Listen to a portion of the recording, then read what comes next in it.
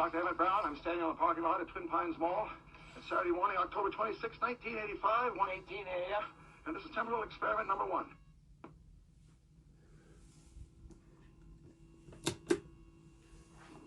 My calculations are correct. When this baby hits 88 miles per hour, you're gonna see some serious shit. Wait a minute, Doc. Are you telling me you built a time machine? Out of a DeLorean? The way I see it, if you're gonna build a time machine into a car, why not do it with some style? This is heavy duty, Doc. This is great. Does it run like on regular unleaded gasoline? Unfortunately, no. It requires something with a little more kick. Plutonium. Plutonium. Wait a minute. Are you telling me that this sucker is nuclear? Hey, keep rolling there. No. This sucker's electrical. But I need a nuclear reaction to generate the 1.21 gigawatts of electricity I need. Doc, you don't just walk into a store and buy plutonium. Did you rip that off? Of course. From a group of Libyan nationalists. They wanted me to build them a bomb. So I took their plutonium and in turn gave them a shiny bomb casing full of used pinball machine parts.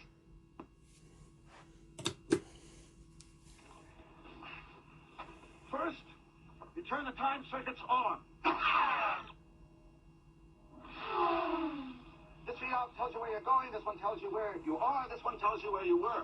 You input your destination time on this keypad. Say you want to see the signing of the Declaration of Independence.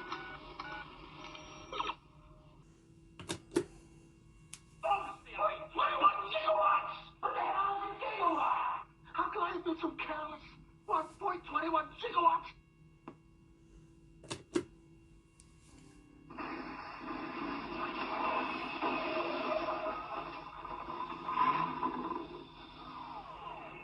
Marty! You've got to come back with me. Where? Back to the future. Wait a minute, what are you doing, Doc? I need fuel.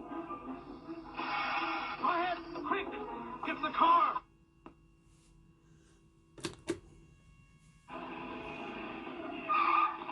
Hey, Doc, we better back up. We don't have enough road to get up to 88. Roads? Where we're going, we don't need roads.